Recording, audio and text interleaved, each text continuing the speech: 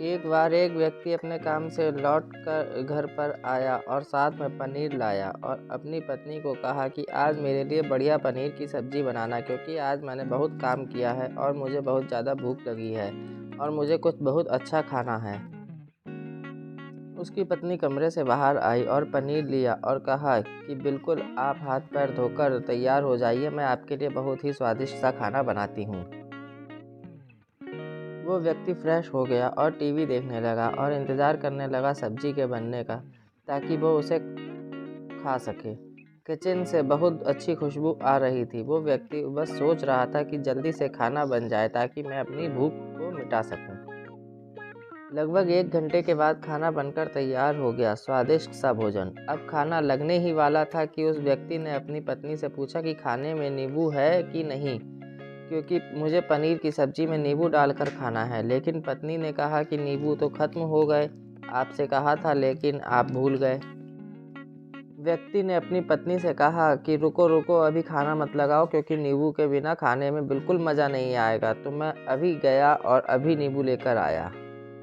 वो व्यक्ति वापस से कपड़े पहनकर तैयार हुआ और नींबू के पास वाली दुकान पर गया। जब वहाँ पर देखा तो नींबू नहीं थे। उसका दिमाग क्रोध से भर गया।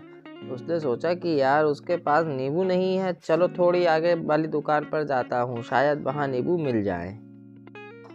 वो थोड़ा और आगे गया, लेकिन वहाँ पर भी नींबू नहीं मिले। अब उसने सोचा, दूर की सब्जी मंडी चला जाता हूँ, वहाँ से नींबू लेकर आऊँगा, क्योंकि नींबू के बिना सब्जी में मज़ा नहीं आएगा। करीबन आधे घंटे के बाद वो करीब की सब्जी मंडी में पहुंचा। वहां पर उसे नींबू मिल गया और वो बहुत खुश हुआ कि चलो नींबू मिल गया और अब मैं घर जाकर सब्जी में नींबू डालकर अच्छे से सब्जी खाऊंगा।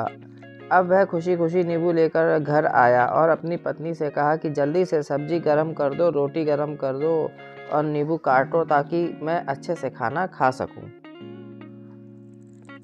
अब थाली लगाई गई, सब्जी परोसी गई और नींबू रखे गए। उसकी पत्नी सामने ही बैठी थी और वो व्यक्ति थोड़ी देर के लिए कुछ सोच में पड़ गया। उसके बाद उसने नींबू की प्लेट उठाई और दरवाजे से बाहर की ओर फेंक दी और जोर जोर से चिल्लाने लगा कि मैं जीत गया, मैं जीत गया।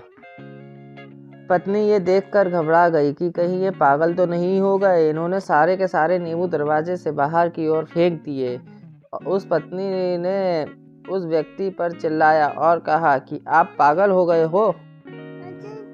अभी तो इतनी देर तक नींबू के बारे में पूछ रहे थे और अभी जब नींबू घर पर ले आए और खाने बैठ गए तो आपने इन नींबुओं को दरवाजे से बाहर फेंक दिया और अब चिल्ला रहे हो कि मैं जीत गया, मैं जीत गया। पत्नी ने पूछा, आप किस चीज़ में जीत गए, क्या हुआ? अब व्यक्ति खुशी खुशी बैठ गया और अपनी पत्नी से कहा, आप बैठो, इत्मीनान रखो, बताता हूँ कि क्या हुआ। आज सुबह से ही मेरी जीभ मुझे अपने बस में करने की कोशिश कर रही थी।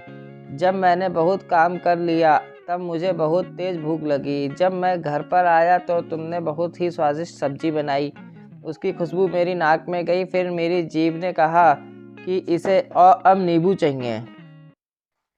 मैं पास वाली दुकान पर गया, लेकिन वहाँ नींबू नहीं मिले। थोड़ी और दूर गया, वहाँ पर भी नहीं मिले, तो वो मुझे और दूर लेकर गई। मैं उसके वश में आ गया और जैसी ही वह कहती रही वैसा मैं करता गया।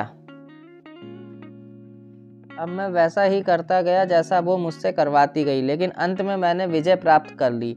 मैंने उसे उठाकर बाहर फेंक दिया और कह दिया कि तुम्हारा मुझ पर कंट्रोल नहीं है, बल्कि मेरा तुम पर कंट्रोल है और मैं जीत गया। क्या आपको समझ में आया कि कैसे अपनी इच्छाओं पर विजय प्राप्त करें?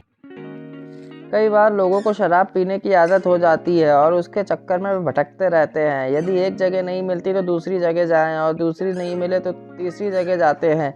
और अक्सर युवाओं के साथ ऐसा ज़रूर होता है कि वो शराब पीने के लिए बैठते हैं, सारी शराब ख़त्म हो जाती है। उसके बाद एक व्यक्ति ज़रूर कहता है कि यार और चाहिए के चक्कर में शराब ढूंढने के लिए निकलते हैं। देर रात हो जाती है, वो भटकते रहते हैं। एक जगह नहीं मिलती तो दूसरी जगह जाते हैं और दूसरी जगह नहीं मिलती तो तीसरी जगह जाते हैं और अपने समय, पैसे और अपने आप को बर्बाद करते रहते हैं। यदि आपने अपनी इंद्रियों पर विजय प्राप्त नहीं की तो आप नींबू की खोज में सिर्फ भटकते ही रहेंगे और हमेशा परेशान रहेंगे। इसलिए अपनी इंद्रियों पर काबू पाइए और अपने जीवन को खुशी खुशी बिताइए। आशा करता हूँ कि इस स्टोरी के माध्यम से आपको कुछ ना कुछ ज़रूर सीख मिली होगी। धन्यवाद।